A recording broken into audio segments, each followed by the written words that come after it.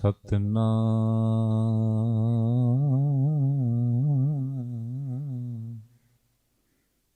ਸ੍ਰੀ ਵਾਹਿਗੁਰੂ ਜੀ। हे प्राणनाथ गोविंद कृपा निधान जगद गुरु। हे संसार ताप हरण करुणामय सब दुख हरो। हे शरण जोग दयाल है दीनानाथ मया करहो। शरीर स्वस्थ क्षीण समय सिमरंत नानक राम दामोदर माधव।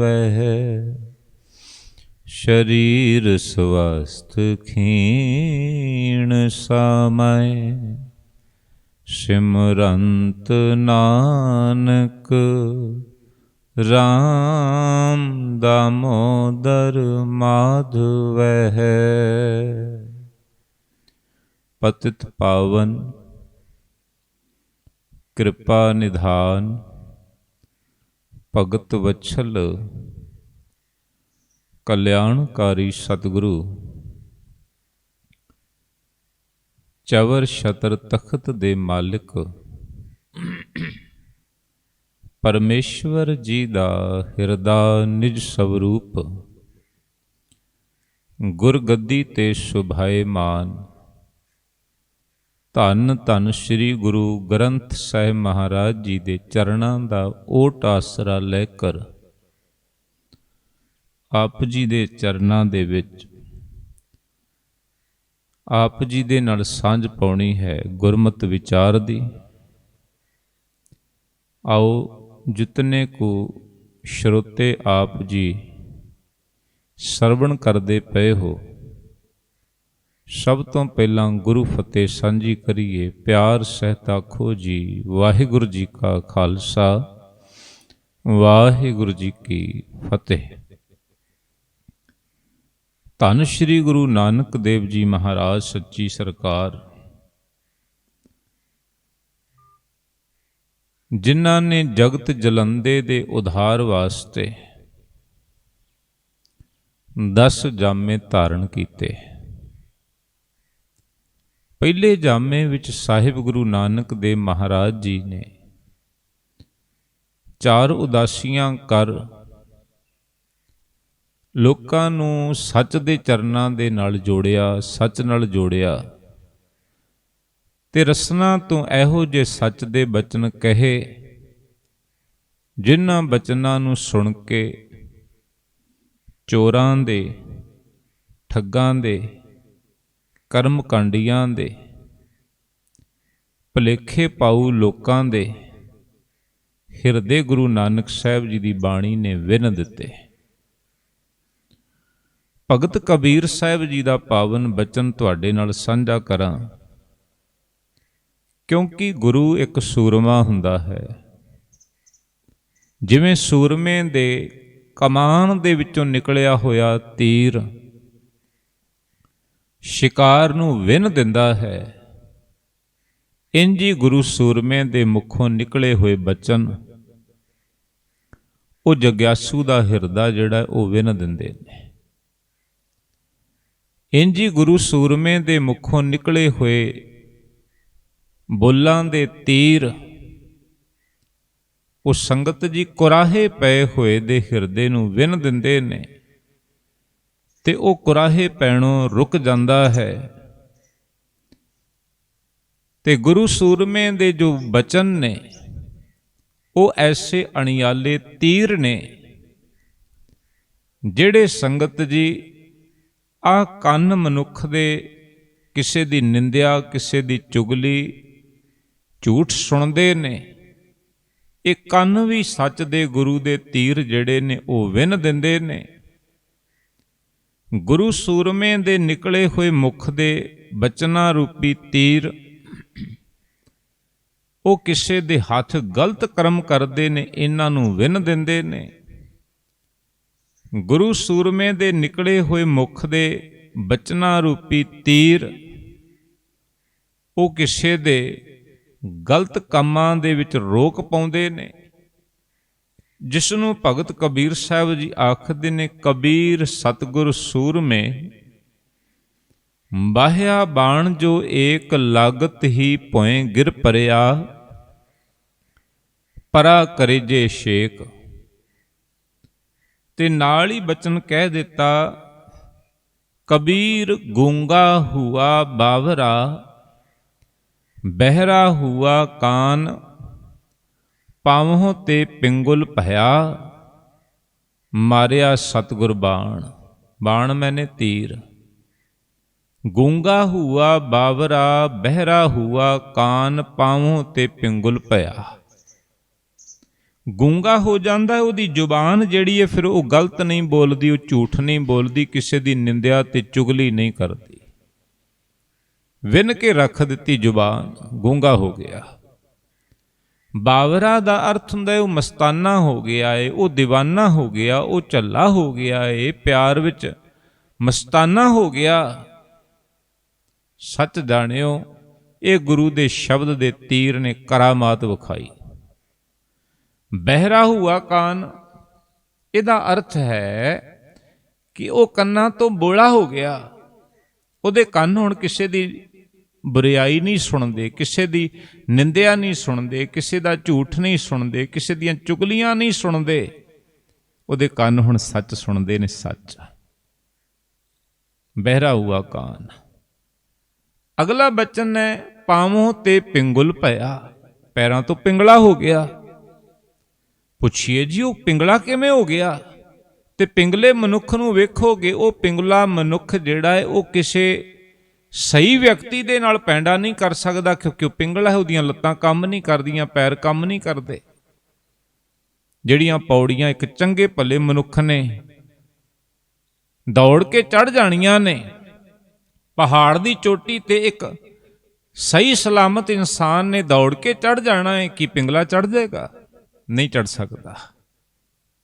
ਕਹਿੰਦੇ ਉਹ ਪਿੰਗਲਾ ਹੋ ਗਿਆ, ਗੁਰੂ ਦਾ ਸ਼ਬਦ ਦਾ ਤੀਰ ਐਸਾ ਵੱਜਿਆ, ਹੁਣ ਉਹਦੇ ਕਦਮ ਜਿਹੜੇ ਸਨ ਉਹ ਭੈੜੇ ਪਾਸੇ ਨਹੀਂ ਜਾਂਦੇ, ਬੁਰਾਈਆਂ ਵਾਲੇ ਪਾਸੇ ਨਹੀਂ ਜਾਂਦੇ, ਸੱਚ ਵਾਲੇ ਪਾਸੇ ਜਾਂਦੇ। ਮਾਰਿਆ ਸਤਿਗੁਰ ਬਾਣ। ਧੰਨ ਗੁਰੂ ਨਾਨਕ ਸਾਹਿਬ ਮਹਾਰਾਜ ਜੀ ਨੇ ਉਹ ਸੱਚ ਦੇ ਬਾਣ ਚਲਾਏ, ਸੱਚ ਦੇ ਤੀਰ ਚਲਾਏ। ਤੇ ਜੇ ਕਿਧਰੇ ਗੁਰੂ ਨਾਨਕ ਸਾਹਿਬ ਮਹਾਰਾਜ ਜੀ ਦੇ ਆਪਾਂ ਬਾਲ ਜੀਵਨ ਨੂੰ ਵੇਖੀਏ, ਐਸੀ ਰੂਹਾਨੀ ਸ਼ਖਸੀਅਤ ਜਗਤ ਤੇ ਆਈ ਜਿਨ੍ਹਾਂ ਦੇ ਬਾਰੇ ਭਾਈ ਸਾਹਿਬ ਭਾਈ ਗੁਰਦਾਸ ਜੀ ਆਖਦੇ ਨੇ, ਸਤਿਗੁਰ ਨਾਨਕ ਪ੍ਰਗਟਿਆ ਮਿੱਟੀ ਧੁੰਦ, ਜਗ ਚਾਨਣ ਹੋਆ। ਪ੍ਰਗਟ ਹੋਏ ਗੁਰੂ ਨਾਨਕ ਸਾਹਿਬ ਮਹਾਰਾਜ। ਤੇ ਭਾਈ ਗੁਰਦਾਸ ਜੀ ਆਖਦੇ ਨੇ, ਜਿਵੇਂ ਸੂਰਜ ਨਿਕਲਦਾ ਨਾ ਤੇ ਧੁੰਦ ਆਪਣੇ ਆਪ ਹੀ ਅਲੋਪ ਹੋ ਜਾਂਦੀ ਹੈ, ਖਤਮ ਹੋ ਜਾਂਦੀ ਹੈ। ਜਿਤਨੀਆਂ ਮਰਜ਼ੀ ਲਾਈਟਾਂ ਲੈ ਕੇ ਅਸੀਂ ਯਤਨ ਕਰੀਏ, ਬਲਬ ਲਾ ਦਈਏ ਕਿ ਧੁੰਦ ਦੇ ਹਨੇਰੇ ਨੂੰ ਅਸੀਂ ਦੂਰ ਕਰ ਦਈਏ, ਪੋਸੀਬਲ ਨਹੀਂ ਹੈ। ਨਹੀਂ ਦੂਰ ਕੀਤਾ ਜਾ ਸਕਦਾ ਧੁੰਦ ਦੇ ਹਨੇਰੇ ਨੂੰ। ਆਪਣੇ ਆਪ ਹੀ ਦੂਰ ਹੋ ਜਾਂਦਾ ਹੈ ਜਦੋਂ ਸੂਰਜ ਨਿਕਲਦਾ ਹੈ। ਅਗਿਆਨਤਾ ਰੂਪੀ ਧੁੰਦ ਦਾ ਹਨੇਰਾ ਉਦੋਂ ਦੂਰ ਹੋਇਆ ਜਦੋਂ ਧੰਨ ਗੁਰੂ ਨਾਨਕ ਸਾਹਿਬ ਮਹਾਰਾਜ ਪ੍ਰਗਟ ਹੋਏ। ਤੇ ਭਾਈ ਗੁਰਦਾਸ ਜੀ ਕਹਿੰਦੇ ਨੇ, ਸਤਿਗੁਰ ਨਾਨਕ ਪ੍ਰਗਟਿਆ ਮਿੱਟੀ ਧੁੰਦ, ਅਗਿਆਨਤਾ ਰੂਪੀ ਧੁੰਦ ਮਿਟ ਗਈ, ਚਾਨਣ ਹੋਆ। ਜਗਤ ਦੇ ਅੰਦਰ ਰੌਸ਼ਨੀ ਕਰ ਦਿੱਤੀ ਗੁਰੂ ਨਾਨਕ ਸਾਹਿਬ ਜੀ ਨੇ। ਹਾਂ, ਸੂਰਜ ਤੇ ਚੜ੍ਹਦਾ ਹੀ ਚੜ੍ਹਦਾ ਏ, ਪਰ ਜੇ ਮੈਂ ਅੱਖਾਂ ਮੀਟ ਕੇ ਬੈਠਾ ਰਵਾਂ ਤੇ ਮੈਨੂੰ ਲਾਭ ਨਹੀਂ ਜੇ ਮਿਲਣਾ। ਮੇਰੇ ਵਾਸਤੇ ਸੂਰਜ ਦੀ ਰੌਸ਼ਨੀ ਫਿਰ ਕੋਈ ਮਾਇਨੇ ਨਹੀਂ ਰੱਖਦੀ। ਜੇ ਮੈਂ ਅੱਖਾਂ ਖੋਲ ਕੇ ਵੇਖਾਂਗਾ ਤੇ ਮੇਰੇ ਵਾਸਤੇ ਲਾਭਦਾਇਕ ਹੈ ਸੂਰਜ ਦੀ ਰੌਸ਼ਨੀ, ਤੇ ਜੇ ਮੈਂ ਅੱਖਾਂ ਬੰਦ ਕਰਕੇ ਬੈਠਾ ਰਵਾਂ ਮੇਰੇ ਵਾਸਤੇ ਕੋਈ ਲਾਭਦਾਇਕ ਨਹੀਂ, ਕੋਈ ਲਾਭ ਹੀ ਨਹੀਂ ਇਸ ਸੂਰਜ ਦੀ ਰੌਸ਼ਨੀ ਦਾ। ਅੱਜ ਵੀ ਬੇਅੰਤ ਲੋਕ ਜਿਹੜੇ ਨੇ ਉਹ ਅੱਖਾਂ ਬੰਦ ਕਰਕੇ ਬੈਠੇ ਨੇ, ਗੁਰੂ ਨਾਨਕ ਦਾਤੇ ਦੀ ਸੱਚ ਦੀ ਰੌਸ਼ਨੀ ਨੂੰ ਦੇਖਣਾ ਹੀ ਨਹੀਂ ਚਾਹੁੰਦੇ। ਉਹਨਾਂ ਨੂੰ ਲਾਭ ਵੀ ਨਹੀਂ ਮਿਲਿਆ, ਕੁਝ ਨਹੀਂ ਖੱਟਿਆ ਉਹਨਾਂ ਨੇ ਗੁਰੂ ਨਾਨਕ ਦਾਤੇ ਦੀ ਇਸ ਰੌਸ਼ਨੀ ਤੋਂ, ਇਸ ਬਾਣੀ ਦੀ ਰੌਸ਼ਨੀ ਤੋਂ, ਗਿਆਨ ਦੀ ਰੌਸ਼ਨੀ ਤੋਂ। ਬਹੁਤ ਲਾਹਾ ਖੱਟਿਆ ਉਹਨਾਂ ਨੇ ਜਿਨ੍ਹਾਂ ਨੇ ਆਪਣੇ ਨੇਤਰ ਖੋਲ ਕੇ ਧੰਨ ਗੁਰੂ ਨਾਨਕ ਦਾਤੇ ਦੀ ਸੱਚ ਦੀ ਰੌਸ਼ਨੀ ਨੂੰ, ਬਾਣੀ ਨੂੰ ਦੇਖਣ ਦਾ ਯਤਨ ਕੀਤਾ, ਸਮਝਿਆ, ਪੜ੍ਹਿਆ, ਵਿਚਾਰਿਆ। ਬੜਾ ਕੁਝ ਖੱਟਿਆ ਉਹਨਾਂ ਨੇ। ਗੁਰੂ ਨਾਨਕ ਸਾਹਿਬ ਜੀ ਨੇ ਕੋਈ ਆਪਣੇ ਕੋਲੋਂ ਨਹੀਂ ਕਿਹਾ ਕਿ ਜੈਸੀ ਮੈਂ ਆਵੇ ਖਸਮ ਕੀ ਬਾਣੀ, ਤੈਸੜਾ ਕਰੀ ਗਿਆਨ ਵੇ ਲਾਲੋ। ਇਹ ਖਸਮ ਦੀ ਬਾਣੀ ਹੈ, ਤੇ ਜੇ ਅਸੀਂ ਅੱਖਾਂ ਮੀਟ ਕੇ ਬੈਠੇ ਰਹੀਏ ਸੂਰਜ ਨਜ਼ਰ ਹੀ ਨਹੀਂ ਆਉਣਾ। ਸੂਰਜ ਤੇ ਤਾਂ ਹੀ ਨਜ਼ਰ ਆਏਗਾ ਜੇ ਅੱਖਾਂ ਖੋਲ ਕੇ ਵੇਖਾਂਗੇ। ਧੰਨ ਗੁਰੂ ਨਾਨਕ ਸਾਹਿਬ ਮਹਾਰਾਜ ਜੀ ਐਸਾ ਗਿਆਨ ਦਾ ਸੂਰਜ ਬਣ ਕੇ ਪ੍ਰਗਟ ਹੋਏ। ਬਹੁਤ ਸਾਰੇ ਲੋਕਾਂ ਨੇ ਅੱਖਾਂ ਮੀਟ ਛੱਡੀਆਂ, ਕੱਖ ਲਾਭ ਨਹੀਂ ਮਿਲਿਆ, ਪਰ ਮਿਲਿਆ ਲਾਭ ਉਹਨਾਂ ਨੂੰ ਜਿਨ੍ਹਾਂ ਨੇ ਆਪਣੇ ਨੇਤਰ ਖੋਲ ਕੇ ਸੂਰਜ ਗਿਆਨ ਨੂੰ, ਬਾਣੀ ਨੂੰ ਵੇਖਿਆ ਹੈ। ਲਾਭ ਮਿਲਿਆ, ਉਹ ਆਤਮਿਕ ਤੌਰ ਤੇ ਤ੍ਰਿਪਤ ਹੋ ਗਏ, ਰੱਜ ਗਏ। ਸਾਹਿਬ ਗੁਰੂ ਨਾਨਕ ਦੇ ਮਹਾਰਾਜ ਪ੍ਰਗਟ ਹੋਏ। ਮਹਿਤਾ ਕਾਲੂ ਜੀ ਨੇ ਪੰਡਤ ਹਰਦਿਆਲ ਜੀ ਨੂੰ ਘਰ ਬੁਲਾਇਆ। ਘਰ ਬੁਲਾ ਕੇ ਆਖਦੇ ਨੇ, ਪੰਡਤ ਜੀ ਬੱਚੇ ਦਾ ਨਾਮ ਰੱਖਣਾ ਹੈ। ਪੰਡਤ ਹਰਦਿਆਲ ਜੀ ਆਖਦੇ ਨੇ, ਕਹਿੰਦੇ ਨੇ ਦੌਲਤਾਂ ਦਾਈ ਨੂੰ ਬੁਲਾਓ। ਮੈਂ ਕੁਝ ਦੌਲਤਾਂ ਦਾਈ ਦੇ ਕੋਲੋਂ ਉਸ ਵੇਲੇ ਦਾ ਹਾਲ ਜਾਣਨਾ ਚਾਹੁੰਦਾ, ਜਿਸ ਵੇਲੇ ਇਸ ਬੱਚੇ ਦਾ ਅਵਤਰਨ ਹੋਇਆ, ਇਸ ਬੱਚੇ ਦਾ ਜਨਮ ਹੋਇਆ। ਫਿਰ ਮੈਂ ਉਸੇ ਹਿਸਾਬ ਦੇ ਨਾਲ ਪੱਤਰੀ ਬਣਾਵਾਂਗਾ, ਨਾਮ ਰੱਖਾਂਗਾ। ਦੌਲਤਾਂ ਆਈ, ਪੰਡਤ ਹਰਦਿਆਲ ਜੀ ਦੇ ਕੋਲ ਥੋੜੀ ਦੂਰੀ ਤੇ ਬੈਠ ਜਾਂਦੀ ਹੈ। ਕਹਿੰਦੀ, ਪੁੱਛੋ ਪੰਡਤ ਜੀ, ਕੀ ਪੁੱਛਣਾ ਚਾਹੁੰਦੇ ਹੋ? ਪੰਡਤ ਹਰਦਿਆਲ ਜੀ ਆਖਦੇ ਨੇ, ਕਹਿੰਦੇ ਨੇ, ਦਾਈ ਦੌਲਤਾਂ, ਮਹਿਤਾ ਜੀ ਦੇ ਬੱਚੇ ਨੇ ਜਨਮ ਲਿਆ ਤੇ ਉਦੋਂ ਦਾ ਮਾਹੌਲ ਦੱਸ। ਦੌਲਤਾਂ ਕਹਿੰਦੀ ਹੈ, ਪੰਡਤ ਜੀ ਮੇਰਾ ਤੇ ਕਿੱਤਾ ਏ, ਅੱਜ ਤੱਕ ਪਤਾ ਨਹੀਂ ਕਿੰਨਿਆਂ ਕੁ ਬੱਚਿਆਂ ਨੇ ਮੇਰੇ ਹੱਥੋਂ ਜਨਮ ਲਿਆ, ਮੈਂ ਕੋਈ ਗਿਣਤੀ ਥੋੜੀ ਕਰਦੀ ਪਈ ਆ। ਪਰ ਆ ਮਹਿਤਾ ਜੀ ਦੇ ਪੁੱਤਰ ਨੇ ਜਨਮ ਲਿਆ, ਉਹ ਘਟਨਾ ਮੇਰੇ ਕੋ ਵੀ ਦੱਸੀ ਨਹੀਂ ਜਾਣੀ। ਜੋ ਮਾਹੌਲ ਮੈਂ ਵੇਖਿਆ ਇਸ ਬੱਚੇ ਦੇ ਜਨਮ ਤੇ, ਮੇਰੇ ਕੋ ਵੀ ਦੱਸੀ ਨਹੀਂ ਜਾਣੀ। ਪੰਡਤ ਹਰਦਿਆਲ ਜੀ ਕਹਿੰਦੇ, ਨਹੀਂ ਦੌਲਤਾਂ ਦੱਸਣਾ ਤੇ ਪਏਗਾ। ਕਵੀ ਰਾਜ ਭਾਈ ਸਾਹਿਬ ਭਾਈ ਸੰਤੋਖ ਸਿੰਘ ਜੀ ਚੂੜਾਮਣੀ ਨੇ ਬੜੇ ਸੋਹਣੇ ਬਚਨ ਲਿਖੇ। ਦੌਲਤਾਂ ਕਹਿੰਦੀ ਏ, ਬਹੁ ਸਿਸ ਜਨਮੇ ਮਮ ਕਰ ਮਾਹੀ, ਇਹ ਅਚਰਜ ਕਬ ਦੇਖਿਓ ਨਾਹੀ, ਦੀਰਘ ਨਰ ਜਿਉ ਬਿਕਸ ਮਿਲੇ ਹੈ, ਤਿਉ ਇਨ ਕੀਨੇ ਸ਼ਬਦ ਭਲੇ ਹੈ। ਪੰਡਤ ਜੀ ਬੜੇ ਬੱਚਿਆਂ ਨੇ ਜਨਮ ਲਿਆ ਮੇਰੇ ਹੱਥਾਂ ਦੇ ਵਿੱਚ, ਪਰ ਮਹਿਤਾ ਜੀ ਦੇ ਇਸ ਬੱਚੇ ਨੇ ਜਿਹੜਾ ਜਨਮ ਲਿਆ, ਕਹਿੰਦੇ ਨੇ ਕੋਈ ਵੱਖਰੀ ਹੀ ਇਹ ਰੂਹ ਹੈ, ਕੋਈ ਵੱਖਰਾ ਹੀ ਨਜ਼ਾਰਾ ਮੈਨੂੰ ਦੇਖਣ ਨੂੰ ਮਿਲਿਆ। ਕਹਿੰਦੇ ਨੇ ਅੱਜ ਤੱਕ ਜਿਤਨੇ ਵੀ ਬੱਚਿਆਂ ਨੇ ਜਨਮ ਲਿਆ ਉਹ ਬੱਚੇ ਰੋਂਦੇ, ਉਹ ਬੱਚੇ ਰੋਏ, ਪਰ ਇਹ ਬੱਚਾ ਰੋਇਆ ਨਹੀਂ, ਇਹ ਬੱਚਾ ਮੁਸਕਰਾਇਆ ਹੈ। ਕੋਮਲ ਬੁੱਲੀਆਂ ਤੋਂ ਇਹ ਬੱਚਾ ਮੁਸਕਰਾਇਆ। ਤੇ ਸੱਚ ਜਾਣਿਓ, ਤੀਸਰੇ ਪਾਤਸ਼ਾਹ ਧੰਨ ਗੁਰੂ ਅਮਰਦਾਸ ਮਹਾਰਾਜ ਜੀ ਦੇ ਬਚਨ ਪੜੋ। ਆਮ ਦੁਨੀਆ ਵਿੱਚ ਕਦੀ ਗੌਰ ਨਾਲ ਤੱਕੋ, ਆਪਣੇ ਘਰਾਂ ਵਿੱਚ ਵੀ ਬੱਚੇ ਜਨਮ ਲੈਂਦੇ ਨੇ। ਜਿਵੇਂ ਹੀ ਬੱਚੇ ਦਾ ਜਨਮ ਹੁੰਦਾ ਹੈ, ਤਿਵੇਂ ਬੱਚੇ ਦੇ ਰੋਣ ਦੀ ਆਵਾਜ਼ ਆਉਂਦੀ ਹੈ ਮੁਖੋਂ। ਰੋਣ ਦਾ ਕਾਰਨ ਪਤਾ ਕੀ ਹੈ? ਗੁਰੂ ਅਮਰਦਾਸ ਬਾਪੂ ਜੀ ਕਹਿੰਦੇ ਨੇ, ਲਿਵ ਛੁੜਕੀ ਲਗੀ ਤ੍ਰਿਸ਼ਨਾ। ਆ ਤ੍ਰਿਸ਼ਨਾ ਦੇ ਅਧੀਨ ਸੱਚ ਜਾਣਿਓ ਸਾਰੀ ਜ਼ਿੰਦਗੀ ਰੋਣਾ ਹੀ ਰੋਣਾ ਹੈ, ਹਾਸਾ ਨਹੀਂ ਹੈ। ਲਿਵ ਛੁੜਕੀ ਲਗੀ ਤ੍ਰਿਸ਼ਨਾ, ਮਾਇਆ ਅਮਰ ਵਰਤਾਇਆ, ਇਹ ਮਾਇਆ ਜਿਤ ਹਰ ਵਿਸਰੈ, ਮੋਹ ਉਪਜੈ ਭਾਉ ਦੂਜਾ ਲਾਇਆ। ਦੂਜੇ ਭਾਉ ਦੇ ਵਿੱਚ ਹੀ ਸਾਰੀ ਜ਼ਿੰਦਗੀ ਕੱਢ ਦਿੱਤੀ ਹੈ। ਕੋਈ ਵਿਰਲੇ ਨੇ ਜਿਨ੍ਹਾਂ ਦੀ ਸੁਰਤ ਮਾਲਕ ਦੇ ਚਰਨਾਂ ਨਾਲ ਜੁੜੀ ਹੈ, ਉਹ ਹੱਸਦੇ ਨੇ, ਆਨੰਦ ਮਾਣਦੇ ਨੇ ਜ਼ਿੰਦਗੀ ਦਾ। ਆਮ ਦੁਨੀਆ ਨੂੰ ਵੇਖਿਆ ਜਾਵੇ, ਇਸ ਮਾਇਆ ਦੀ ਤ੍ਰਿਸ਼ਨਾ ਦੇ ਅਧੀਨ ਜਗਤ ਰੋਂਦਾ ਪਿਆ ਹੈ, ਜਗਤ ਰੋ ਰਿਹਾ ਹੈ, ਇੱਕ ਦੀ ਗੱਲ ਨਹੀਂ ਹੈ। ਧੰਨ ਗੁਰੂ ਨਾਨਕ ਸਾਹਿਬ ਮਹਾਰਾਜ ਰੋਏ ਨਹੀਂ, ਮੁਸਕਰਾਏ। ਸਾਰੀ ਦੁਨੀਆ ਨੂੰ ਜਿਹੜੇ ਖੁਸ਼ੀਆਂ ਵੰਡਣ ਵਾਲੇ ਆਏ ਨੇ, ਤੇ ਜੇ ਉਹ ਆਪ ਹੀ ਰੋਂਦੇ ਨੇ, ਕੁਰਲਾਉਂਦੇ ਨੇ, ਤੇ ਫਿਰ ਕੀ ਉਮੀਦ ਰੱਖ ਸਕਦੇ ਆ ਕਿ ਗੁਰੂ ਨਾਨਕ ਦਾਤੇ ਦੇ ਘਰੋਂ ਸਾਨੂੰ ਖੁਸ਼ੀਆਂ ਮਿਲਣਗੀਆਂ? ਭਲਿਓ, ਇੱਥੇ ਤੇ ਲੱਖ ਖੁਸ਼ੀਆਂ ਪਾਤਸ਼ਾਹੀਆਂ ਜੇ ਸਤਿਗੁਰ ਨਦਰ ਕਰੇ। ਜੇ ਬਚਨ ਪੜ੍ਹਦੇ ਆ, ਉਹਦੀ ਨਦਰ ਦੇ ਪਾਤਰ ਬਣੋ। ਜਿਹੜਾ ਨਦਰ ਦਾ ਪਾਤਰ ਬਣ ਗਿਆ, ਫਿਰ ਲੱਖ ਖੁਸ਼ੀਆਂ ਪਾਤਸ਼ਾਹੀਆਂ ਜੇ ਸਤਿਗੁਰ ਨਦਰ ਕਰੇ। ਨਿਮਖ ਏਕ ਹਰ ਨਾਮ ਦੇ, ਮੇਰਾ ਮਨ ਤਨ ਸ਼ੀਤਲ ਹੋਏ। ਮਨ ਕਰਕੇ, ਤਨ ਕਰਕੇ ਸ਼ੀਤਲ ਠੰਡੇ ਠਾਰ ਹੋ ਜਾਣਾ, ਇਹ ਮਾਲਕ ਦੀ ਬਖਸ਼ਿਸ਼ ਹੈ। ਤੇ ਬਖਸ਼ਿਸ਼ ਲੈਣ ਵਾਸਤੇ ਸਾਨੂੰ ਗੁਰੂ ਨਾਨਕ ਦਾ ਪੱਲਾ ਪਕੜਨਾ ਪਏਗਾ। ਜਗਤ ਜਲੰਦੇ ਦਾ ਉਧਾਰ ਕਰਨ ਵਾਸਤੇ ਸਾਹਿਬ ਗੁਰੂ ਨਾਨਕ ਦੇਵ ਮਹਾਰਾਜ ਸੱਚੀ ਸਰਕਾਰ ਘਰੋਂ ਚੱਲੇ ਨੇ। ਸੁਲਤਾਨਪੁਰ ਦੀ ਘਟਨਾ, ਜਿੱਥੇ ਧੰਨ ਗੁਰੂ ਨਾਨਕ ਸਾਹਿਬ ਜੀ ਨੇ ਕਈ ਸਾਲ ਮੋਦੀ ਦੀ ਕਿਰਤ ਕੀਤੀ।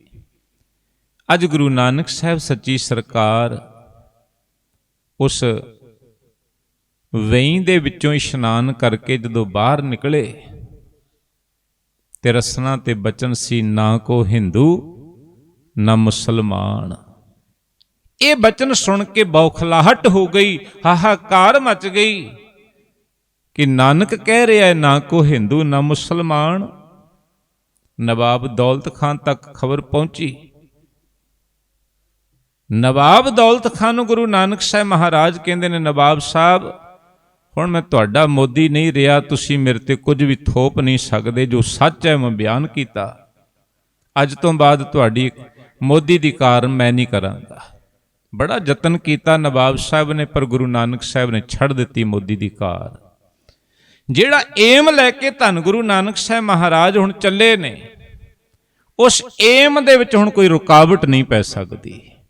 ਨਾ ਮਾਇਆ ਰੁਕਾਵਟ, ਨਾ ਕੰਮ ਕਾਜ ਰੁਕਾਵਟ। ਉਸ ਏਮ ਦੇ ਵਿੱਚ ਨਾ ਗੁਰੂ ਨਾਨਕ ਸਾਹਿਬ ਦਾ ਪਰਿਵਾਰ ਰੁਕਾਵਟ ਬਣ ਸਕਿਆ। ਉਸ ਏਮ ਦੇ ਵਿੱਚ ਨਾ ਗੁਰੂ ਨਾਨਕ ਸਾਹਿਬ ਜੀ ਦੀ ਧਰਮ ਸੁਪਤਨੀ ਗੁਰੂ ਨਾਨਕ ਸਾਹਿਬ ਦੇ ਮਹਿਲ ਮਾਤ ਸੁਲੱਖਣੀ ਰੁਕਾਵਟ ਬਣ ਸਕੇ। ਜਿਹੜਾ ਏਮ ਗੁਰੂ ਨਾਨਕ ਸਾਹਿਬ ਜੀ ਲੈ ਕੇ ਚੱਲੇ, ਉਹਦੇ ਵਿੱਚ ਰੁਕਾਵਟ ਨਾ ਮਾਤਾ ਤ੍ਰਿਪਤਾ ਜੀ ਬਣ ਪਾਏ, ਨਾ ਮਹਿਤਾ ਕਾਲੂ ਜੀ ਬਣ ਪਾਏ, ਨਾ ਪੁੱਤਰ ਬਣ ਪਾਏ, ਨਾ ਰਿਸ਼ਤੇਦਾਰ ਬਣ ਪਾਏ। ਕਿਉਂਕਿ ਗੁਰੂ ਨਾਨਕ ਸਾਹਿਬ ਮਹਾਰਾਜ ਇੱਕ ਦੇ ਨਹੀਂ, ਉਹ ਕੇਵਲ ਆਪਣੇ ਪਰਿਵਾਰ ਦੇ ਨਹੀਂ, ਗੁਰੂ ਨਾਨਕ ਸਾਹਿਬ ਸਾਰੀ ਦੁਨੀਆ ਦੇ ਮਾਲਕ ਨੇ। ਆਖੋ ਸਤਨਾਮ।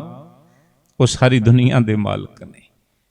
ਤੇ ਜਿਹੜਾ ਸਾਰੀ ਦੁਨੀਆ ਦਾ ਆਪ ਮਾਲਕ ਹੋਵੇ, ਕਿਹੜਾ ਦੁਨੀਆ ਦਾ ਮਾਇਆ ਦਾ ਪਦਾਰਥ ਐਸਾ ਹੈ ਜਿਹੜਾ ਗੁਰੂ ਨਾਨਕ ਸਾਹਿਬ ਦੇ ਰਸਤੇ ਦੇ ਵਿੱਚ ਰੋਕ ਪਾ ਸਕੇ?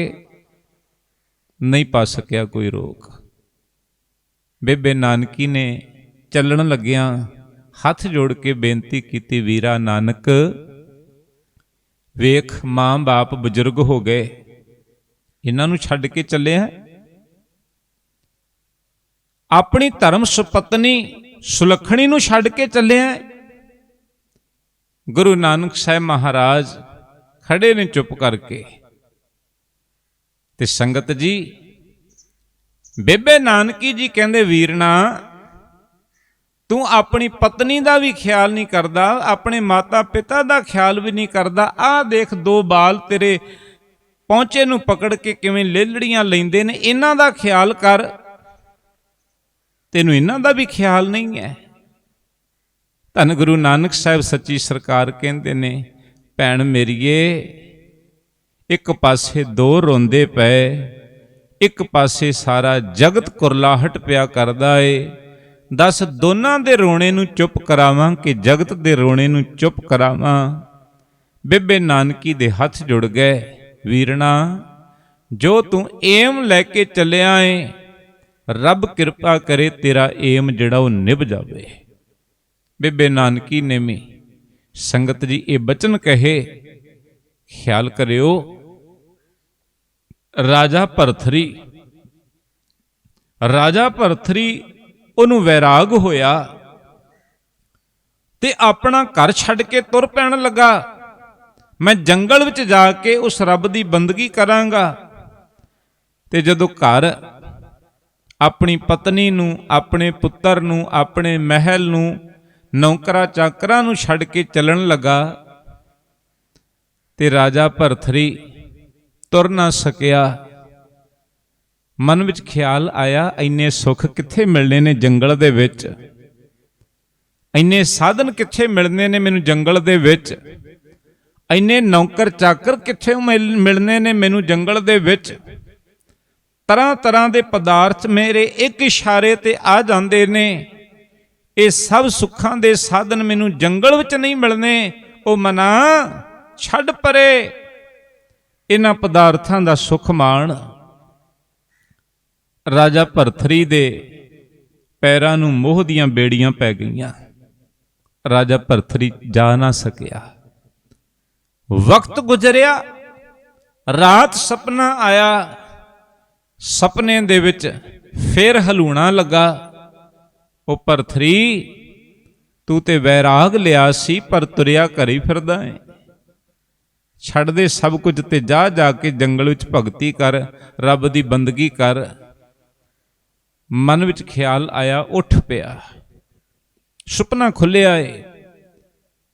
ਜਦੋਂ ਚੱਲਣ ਲੱਗਾ ਸਾਹਮਣੇ ਪਏ ਪੁੱਤਰ ਨੂੰ ਵੀ ਛੱਡ ਕੇ ਤੁਰ ਪਿਆ, ਪਤਨੀ ਨੂੰ ਵੀ ਛੱਡ ਕੇ ਤੁਰ ਪਿਆ। ਚੰਦਰਮਾ ਦੀ ਚਮਕਦੀ ਹੋਈ ਚਾਨਣੀ ਰਾਤ ਦੇ ਵਿੱਚ ਮਹਿਲਾਂ ਨੂੰ ਛੱਡ ਕੇ ਤੁਰ ਪਿਆ। ਜਦੋਂ ਰਸਤੇ ਤੇ ਕੁਝ ਦੂਰੀ ਤੇ ਆਪਣੇ ਘਰੋਂ ਨਿਕਲਿਆ, ਕੁਝ ਚਮਕਦੀ ਹੋਈ ਚੀਜ਼ ਰਸਤੇ ਵਿੱਚ ਨਜ਼ਰ ਆਈ। ਮਨ ਵਿੱਚ ਖਿਆਲ ਆਇਆ, ਇਹ ਕੀ ਹੋਵੇਗਾ। ਹੋਰ ਨੇੜੇ ਗਿਆ ਤੇ ਇੰਜ ਲੱਗਾ ਜਿਵੇਂ ਕੀਮਤੀ ਲਾਲ ਪਿਆ ਹੋਵੇ। ਇੰਜ ਮਹਿਸੂਸ ਹੋਇਆ ਜਿਵੇਂ ਕੀਮਤੀ ਲਾਲ ਪਿਆ ਹੋਵੇ।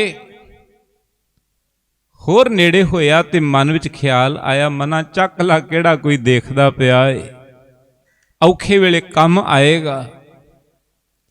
ਜਦੋਂ ਲਾਲ ਸਮਝ ਕੇ ਚਮਕਦੀ ਹੋਈ ਚੀਜ਼ ਨੂੰ ਹੱਥ ਪਾਉਣ ਲੱਗਾ, ਜਦੋਂ ਹੱਥ ਪਾਇਆ ਤੇ ਉਹ ਕਿਸੇ ਨੇ ਪਾਨ ਖਾ ਕੇ ਤੇ ਥੁੱਕਿਆ ਸੀ। ਉਹ ਪਾਨ ਦੀ ਪੀਕ ਸੀ। ਜਿਵੇਂ ਹੱਥ ਪਾਇਆ ਤੇ ਉਹ ਪਾਨ ਦੇ ਥੁੱਕ ਦੇ ਵਿੱਚ ਹੱਥ ਲਿਬੜ ਗਿਆ ਭਰਥਰੀ ਦਾ। ਲਿਬੜਿਆ ਹੋਇਆ ਹੱਥ ਮੱਥੇ ਤੇ ਮਾਰ ਕੇ ਕਹਿੰਦਾ ਏ, ਮੋਹ ਦੀਆਂ ਬੇੜੀਆਂ ਨੇ ਤੇ ਇੱਥੇ ਵੀ ਖਹਿੜਾ ਨਹੀਂ ਛੱਡਿਆ। ਇਹ ਵੀ ਇੱਕ ਮੋਹ ਹੈ, ਇੱਕ ਲੋਭ ਹੈ। ਚਮਕਦੀ ਹੋਈ ਵਸਤੂ ਨੂੰ ਹੱਥ ਪਾ ਲੈਣਾ ਇੱਕ ਮੋਹ ਹੈ, ਇੱਕ ਲੋਭ ਹੈ। ਤੇ ਕਹਿੰਦਾ, ਐ ਮੋਹ ਤੂੰ ਤੇ ਬੜਾ ਬਲਵਾਨ ਹੈ, ਜਿਹਨੂੰ ਧੰਨ ਗੁਰੂ ਅਰਜਨ ਸਾਹਿਬ ਮਹਾਰਾਜ ਸ਼ਲੋਕ ਸਹਿਸਕ੍ਰਿਤੀ ਦੇ ਵਿੱਚ ਕਹਿੰਦੇ ਨੇ, ਹੇ ਅਜਿਤ ਸੂਰ ਸੰਗਰਾਮੰਗ ਅਤ ਬਲਣਾ ਬਹੁ ਮਰਦਣੈ ਗਣ ਗੰਧਰਬ ਦੇਵ ਮਾਨੁਖਯੰ ਪਸ਼ ਪੰਖੀ ਬਿਮੋਹ ਨੇ। ਮੋਹ ਨੇ ਖਹਿੜਾ ਨਹੀਂ ਛੱਡਿਆ। ਥੁੱਕ ਦੇ ਵਿੱਚ ਹੱਥ ਲਿਬੜ ਗਿਆ। ਰਤਨ ਜੜਤ ਮੰਦਰ ਤਜੇ ਅਰ ਸਖੀਅਨ ਕੋ ਸੰਗ ਰੇ ਮਨ ਭੋਲੇ ਲਾਲ ਕੇ ਥੂਕ ਪਰੇ ਸਭ ਹੱਥ। ਥੁੱਕ ਦੇ ਵਿੱਚ ਹੱਥ ਲਿਬੜ ਗਿਆ। ਮੋਹ ਨੇ ਖਹਿੜਾ ਨਹੀਂ ਛੱਡਿਆ। ਜਦੋਂ ਅਸੀਂ ਪਹਿਲੇ ਪਾਤਸ਼ਾਹ ਧੰਨ ਗੁਰੂ ਨਾਨਕ ਸਾਹਿਬ ਜੀ ਦੀ ਗੱਲ ਕਰੀਦੀ ਹੈ ਨਾ, ਐਵੇਂ ਨਹੀਂ ਭਾਈ ਗੁਰਦਾਸ ਜੀ ਨੇ ਕਹਿ ਦਿੱਤਾ, ਸਤਿਗੁਰ ਨਾਨਕ ਪ੍ਰਗਟਿਆ ਮਿੱਟੀ ਧੁੰਦ ਜਗ ਚਾਨਣ ਹੋਆ। ਜਗਤ ਦੇ ਅੰਦਰ ਰੌਸ਼ਨੀ, ਜਗਤ ਦੇ ਅੰਦਰ ਚਾਨਣ ਉਹ ਗੁਰੂ ਨਾਨਕ ਸਾਹਿਬ ਮਹਾਰਾਜ ਜੀ ਨੇ ਕੀਤਾ ਹੈ ਗਿਆਨ ਦੇ ਨਾਲ। ਉਸ ਗਿਆਨ ਦੀ ਰੌਸ਼ਨੀ ਦੀ ਤਾਬ ਕੋਈ ਨਹੀਂ ਝੱਲ ਸਕਿਆ। ਤੇ ਸੰਗਤ ਜੀਓ, ਗੁਰੂ ਨਾਨਕ ਸਾਹਿਬ ਮਹਾਰਾਜ ਸੁਮੇਰ ਪਰਬਤ ਤੇ ਗਏ। ਉੱਥੇ ਸਿੱਧਾਂ ਨੇ, ਸਾਰਿਆਂ ਨੇ ਗੁਰੂ ਨਾਨਕ ਸਾਹਿਬ ਜੀ ਨੂੰ ਵੇਖਿਆ, ਹੈਰਾਨ ਹੋ ਗਏ, ਇਹ ਛੋਟੀ ਜੀ ਉਮਰ ਦਾ ਬਾਲਕ ਸੁਮੇਰ ਪਰਬਤ ਤੇ ਕਿਵੇਂ ਆ ਗਿਆ।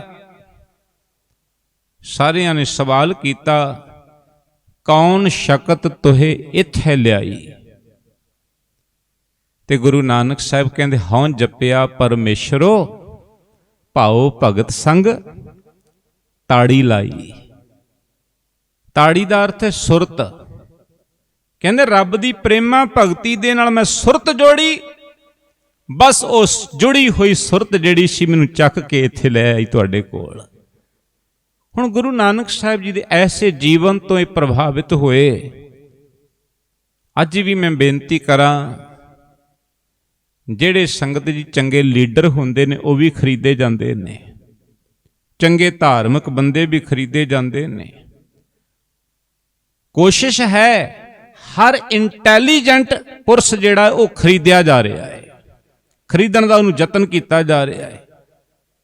ਵੱਡੀਆਂ ਵੱਡੀਆਂ ਏਜੰਸੀਆਂ ਜਿਹੜੀਆਂ ਨੇ ਚੰਗੇ ਚੰਗੇ ਬੰਦਿਆਂ ਨੂੰ ਖਰੀਦ ਲੈਂਦੀਆਂ ਨੇ, ਤੇ ਗੁਰੂ ਨਾਨਕ ਸਾਹਿਬ ਮਹਾਰਾਜ ਜੀ ਨੂੰ ਵੀ ਖਰੀਦਣ ਦਾ ਯਤਨ ਕੀਤਾ। ਸਿੱਧਾਂ ਨੇ ਗੁਰੂ ਨਾਨਕ ਸਾਹਿਬ ਜੀ ਨੂੰ ਖਰੀਦਣ ਦਾ ਯਤਨ ਕੀਤਾ। ਧੰਨ ਗੁਰੂ ਨਾਨਕ ਸਾਹਿਬ ਮਹਾਰਾਜ ਜੀ ਨੂੰ ਕਿਵੇਂ ਯਤਨ ਕੀਤਾ ਖਰੀਦਣ ਦਾ? ਸਿੱਧਾਂ ਨੇ ਮਨ ਵਿੱਚ ਵਿਚਾਰ ਕੀਤੀ, ਸਾਰਿਆਂ ਨੇ ਫੈਸਲਾ ਕੀਤਾ ਵੀ ਬਾਲਕ ਬੜਾ ਹੋਣਹਾਰ ਹੈ, ਜੇ ਇਹ ਬਾਲਕ ਆਪਣੇ ਮਤ ਨੂੰ ਗ੍ਰਹਿਣ ਕਰ ਲਵੇ, ਆਪਣੇ ਸਿੱਧ ਮਤ ਨੂੰ ਧਾਰਨ ਕਰ ਲਵੇ, ਤੇ ਇਹ ਬਾਲਕ ਸਾਡੇ ਧਰਮ ਦਾ ਪ੍ਰਚਾਰ ਕਰੇਗਾ, ਸਾਡਾ ਧਰਮ ਹੋਰ ਵਧੇਗਾ ਫੁੱਲੇਗਾ। ਤੇ ਕਿਵੇਂ ਗੁਰੂ ਨਾਨਕ ਸਾਹਿਬ ਜੀ ਨੂੰ ਖਰੀਦਿਆ ਜਾਵੇ? ਉਹਨਾਂ ਨੇ ਇੱਕ ਤਰੀਕਾ ਲੱਭਿਆ। ਕਰਾਮਾਤਾਂ ਤੇ ਹੈਗੀਆਂ ਨੇ ਸਿੱਧਾਂ ਦੇ ਕੋਲ। ਗੁਰੂ ਨਾਨਕ ਸਾਹਿਬ ਜੀ ਨੂੰ ਕਹਿੰਦੇ ਇਹ ਬਾਲਕ ਉਹ ਤਲਾਬ ਤੋਂ ਜਾ ਕੇ ਆ ਭਾਂਡਾ ਪਾਣੀ ਦਾ ਭਰ ਕੇ ਲਿਆ। ਗੁਰੂ ਨਾਨਕ ਸਾਹਿਬ ਜੀ ਨੇ ਮਨਾ ਨਹੀਂ ਕੀਤਾ, ਕਹਿੰਦੇ ਲਿਆਓ ਬਰਤਨ, ਲਿਆਓ ਭਾਂਡਾ। ਉਹਨਾਂ ਨੇ ਬਰਤਨ ਦਿੱਤਾ, ਉਹ ਭਾਂਡਾ ਲੈ ਕੇ ਧੰਨ ਗੁਰੂ ਨਾਨਕ ਸਾਹਿਬ ਮਹਾਰਾਜ ਸੱਚੀ ਸਰਕਾਰ ਤਲਾਬ ਤੇ ਗਏ। ਬਸ ਇੱਥੋਂ ਤੁਰ ਕੇ ਤਲਾਬ ਤੱਕ ਜਾਣ ਦੀ ਦੇਰ ਸੀ, ਇਹਨਾਂ ਨੇ ਆਪਣੀਆਂ ਕਰਾਮਾਤਾਂ ਦੇ ਨਾਲ ਉਸ ਤਲਾਬ ਦੇ ਵਿੱਚ ਹੀਰੇ ਮੋਤੀ ਜਵਾਹਰਾਤ ਭਰ ਕੇ ਰੱਖ ਦਿੱਤੇ। ਗੁਰੂ ਨਾਨਕ ਸਾਹਿਬ ਜੀ ਗਏ, ਤਲਾਬ ਨੂੰ ਜਦੋਂ ਵੇਖਿਆ ਹੀਰੇ ਜਵਾਹਰਾਤਾਂ ਦੇ ਨਾਲ ਭਰਿਆ, ਤੇ ਸਾਹਿਬ ਗੁਰੂ ਨਾਨਕ ਦੇ ਮਹਾਰਾਜ ਵਾਪਸ ਪਰਤ ਆਏ। ਖਾਲੀ ਭਾਂਡਾ ਲਿਆ ਕੇ ਗੁਰੂ ਨਾਨਕ ਸਾਹਿਬ ਜੀ ਨੇ ਸਿੱਧਾਂ ਦੇ ਕੋਲ ਰੱਖ ਦਿੱਤਾ। ਕਹਿੰਦੇ ਬਾਲਕ ਪਾਣੀ ਦਾ ਭਰ ਕੇ ਨਹੀਂ ਲੈ ਕੇ ਆਏ? ਧੰਨ ਗੁਰੂ ਨਾਨਕ ਸਾਹਿਬ ਮਹਾਰਾਜ ਕਹਿੰਦੇ ਨੇ ਸਿੱਧੋ ਤੁਸੀਂ ਪਾਣੀ ਲੈਣ ਭੇਜਿਆ ਸੀ, ਪਾਣੀ ਹੈ ਨਹੀਂ ਸੀ ਤਲਾਬ ਦੇ ਵਿੱਚ। ਕਹਿੰਦੇ ਕੀ ਸੀ ਤਲਾਬ ਦੇ ਵਿੱਚ? ਗੁਰੂ ਨਾਨਕ ਸਾਹਿਬ ਕਹਿੰਦੇ ਨੇ ਤੁਸੀਂ ਪਾਣੀ ਲੈਣ ਵਾਸਤੇ ਭੇਜਿਆ ਸੀ, ਪਾਣੀ ਹੈ ਨਹੀਂ ਸੀ, ਹੋਰ ਉਹਦੇ ਵਿੱਚ ਕੀ ਸੀ ਮੈਂ ਦੇਖਿਆ ਹੀ ਨਹੀਂ। ਸੰਗਤ ਜੀ ਕੋਈ ਮੇਰੇ ਵਰਗਾ ਹੁੰਦਾ ਤੇ ਬੋਝੇ ਭਰ ਲੈਣੇ ਸਨ, ਪਰ ਧੰਨ ਗੁਰੂ ਨਾਨਕ ਸਾਹਿਬ ਸੱਚੀ ਸਰਕਾਰ, ਉਹਨਾਂ ਦੇ ਉੱਤੇ ਕੋਈ ਮੋਹ ਤੇ ਲੋਭ ਦਾ ਪ੍ਰਭਾਵ ਨਹੀਂ ਪਿਆ। ਵਾਪਸ ਪਰਤ ਆਏ, ਕਹਿੰਦੇ ਉਹਦੇ ਵਿੱਚ ਪਾਣੀ ਨਹੀਂ ਸੀ ਤਲਾਬ ਦੇ ਵਿੱਚ, ਕੀ ਸੀ? ਕਹਿੰਦੇ ਮੈਨੂੰ ਮਤਲਬ ਹੀ ਨਹੀਂ ਕੀ ਸੀ ਉਹਦੇ ਵਿੱਚ, ਪਾਣੀ ਹੈ ਨਹੀਂ ਸੀ, ਮੈਂ ਵਾਪਸ ਆ ਗਿਆ। ਅਗਮ ਅਗੋਚਰ ਧੰਨ ਗੁਰੂ ਨਾਨਕ ਸਾਹਿਬ ਸੱਚੀ ਸਰਕਾਰ, ਕਿਹੜਾ ਉਹਨਾਂ ਦੀ ਝਾਲ ਚੱਲੇ। ਉੱਥੇ ਕਹਿੰਦੇ ਨੇ ਸਿੱਧਾਂ ਦੇ ਨਾਲ ਚਰਚਾ ਹੋਈ। ਉਸ ਚਰਚਾ ਦੇ ਵਿੱਚ ਬੜੇ ਸਵਾਲ ਇਹਨਾਂ ਨੇ ਕੀਤੇ,